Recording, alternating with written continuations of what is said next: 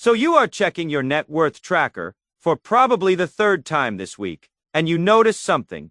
Between your retirement accounts, your savings, maybe some index funds, and after subtracting your student loans, or whatever debt you are carrying, you are sitting somewhere around 60,000, maybe 70,000. And here is what is weird. You don't feel wealthy. You are still stressed about money. You are still comparing prices at the grocery store. You are still driving a 7-year-old car. But something's about to change in a way that nobody really talks about. And I spend way too much time thinking about the specific net worth milestones, where your entire financial life fundamentally shifts. If you are someone who has been grinding away, saving 15 to 20 of your income, doing everything right, but still feeling like you are not getting anywhere, make sure to hit the subscribe button and give this video a thumbs up if this helps you out. Because here is the thing. 75,000 in net worth is one of the most deceptive milestones in your entire financial journey. And I am going to show you exactly why crossing this threshold changes everything about how money works for you going forward. Look, let me start with something that is going to sound almost too simple. But bear with me because this is where most people's brains completely miss what is happening. Let's say you are 28 years old. You've been working for about 5 or 6 years. You've been putting away $500 a month into your 401k, and maybe another $200 into a Roth IRA. That is $700 a month or $8,400 a year. Pretty solid, right? After 5 years of this, assuming a conservative 7 average annual return, you'd have roughly $50,000 saved up. Now here's what most people don't realize. If you have $75,000 invested, and it grows at that same 7 annually, that is $5,250 in growth per year. Just from your money existing. That is $437.50 per month that you didn't have to work for. Do you see what just happened? Your money is now earning more than half of what you are actively contributing. This is the momentum. I cannot stress this enough, where you transition from someone who works for money to someone whose money is starting to work for them. Here is where it gets really interesting. And this is something I didn't understand until I crossed this threshold myself. When your net worth hits 75,000, you enter what I call the visible progress zone. Before this point, watching your net worth felt like watching grass grow.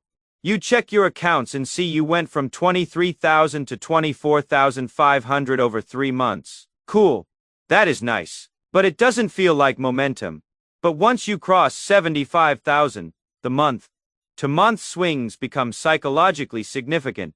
You'll check your accounts and see you jumped from 76,000 to 79,500 in a single month because of market gains plus your contributions. That is a 3,500 increase. For a lot of people, that is more than they used to make in an entire month at their first job.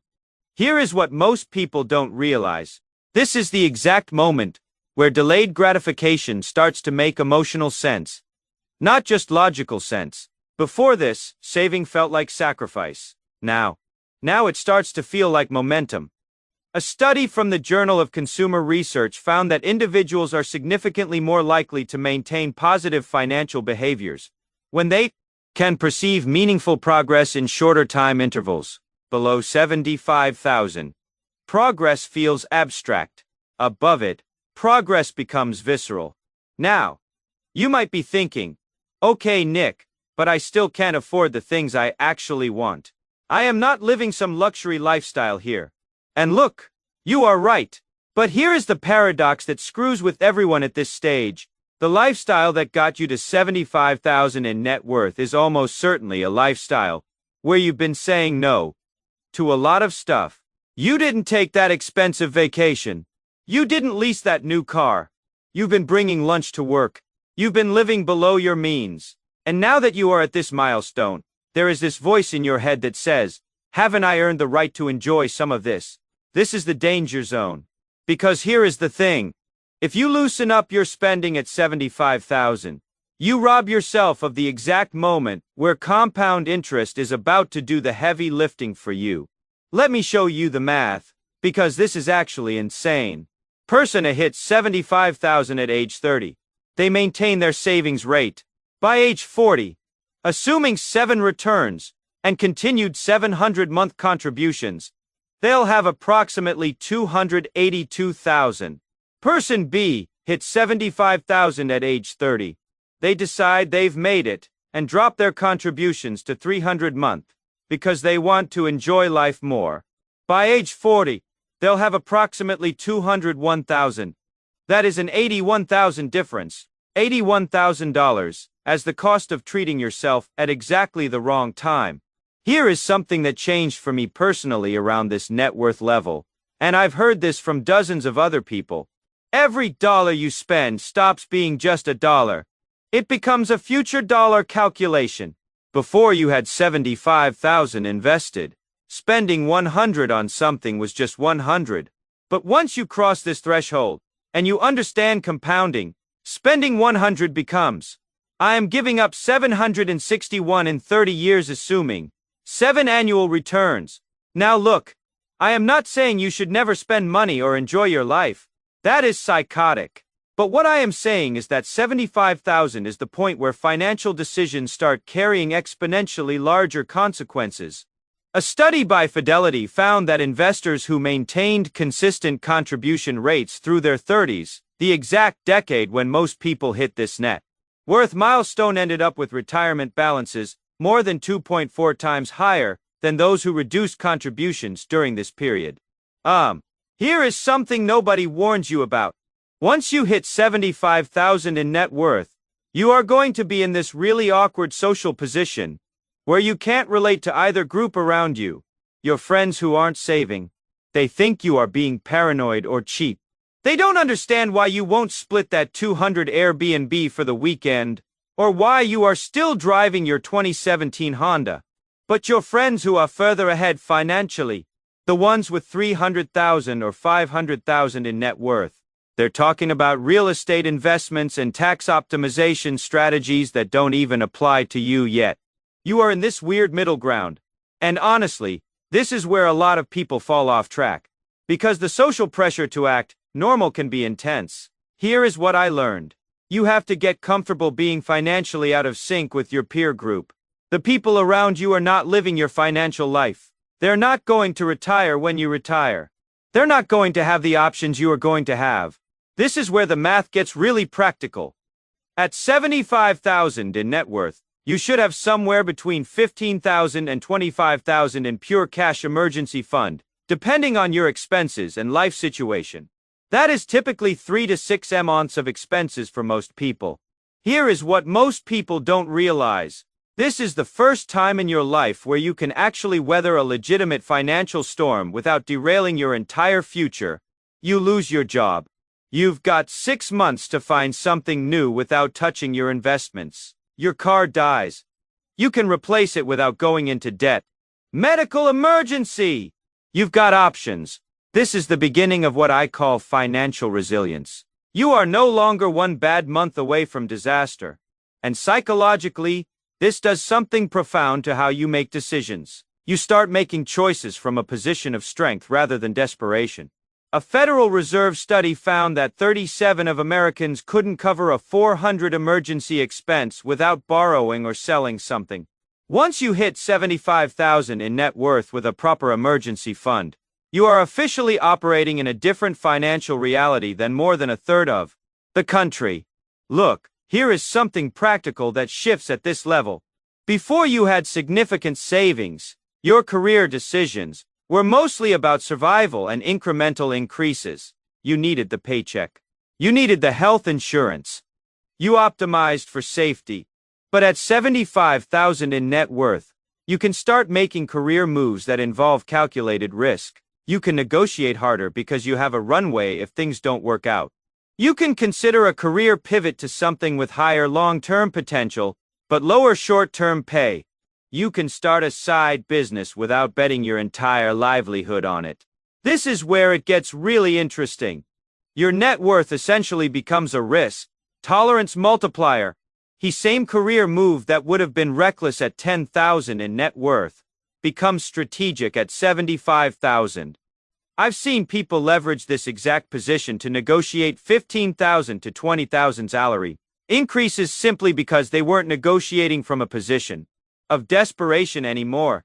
That confidence is real, and hiring managers can sense it. Now, you might be thinking, Nick, what if I am at 75,000 net worth, but I still have debt? Here is the thing.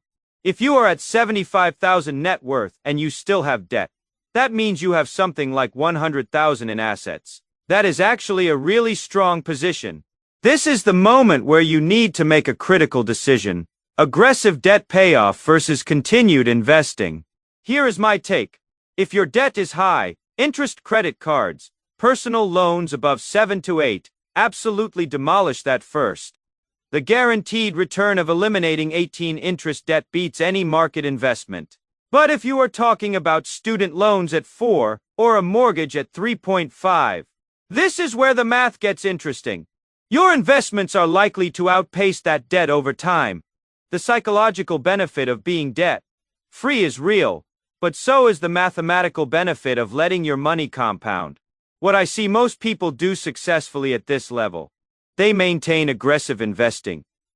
While making above minimum debt payments, they don't stop their financial momentum to achieve a zero debt status that might not even be mathematically optimal. Alright, look.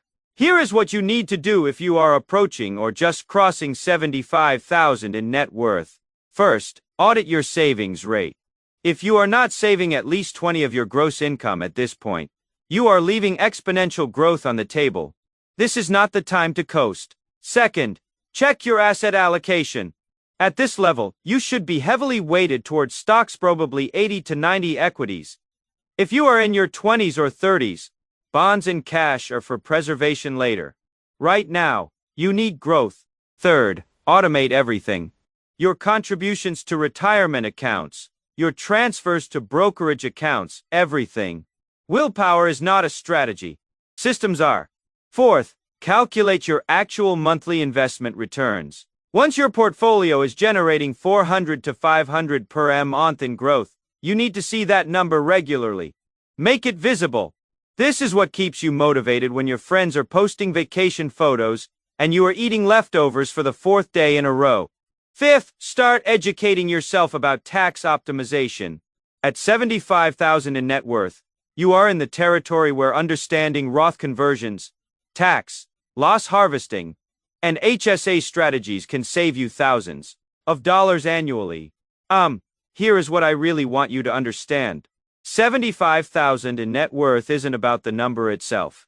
It is about crossing the threshold where financial decisions compound exponentially rather than linearly. It is the difference between pushing a boulder up a hill and reaching the point where momentum starts carrying it forward. It is the moment where you stop being a financial beginner and start being someone with real meaningful economic options. Will you feel rich? Number. Will your life look dramatically different from the outside? Probably not. But internally, structurally, mathematically everything is different now. The people who recognize this and act accordingly end up at 200,000, then 500,000, then millionaire status within 10 to 15 years. The people who don't recognize it stay stuck or backslide because they loosened up at exactly the wrong moment. Look, nobody's going to throw you a party when you hit 75,000 in net worth. There is no certificate, no recognition. Most people in your life won't even know it happened, but you'll know. And more importantly, your future self, the one who is going to have options, flexibility, and freedom. That person is being built right now in these exact decisions. So wherever you are at in this journey, whether you are at 25,000 looking up at this milestone, or you are at 80,000 looking back, the move is the same. Keep going. Stay disciplined. Trust the math. And understand that you are not sacrificing your present for your future. You are building a foundation that makes everything easier from here forward. If this helped you understand where you are at financially and what actually matters at this stage, make sure you are subscribed, because we're going to keep breaking down these milestones that nobody else talks about. I'll see you in the next one.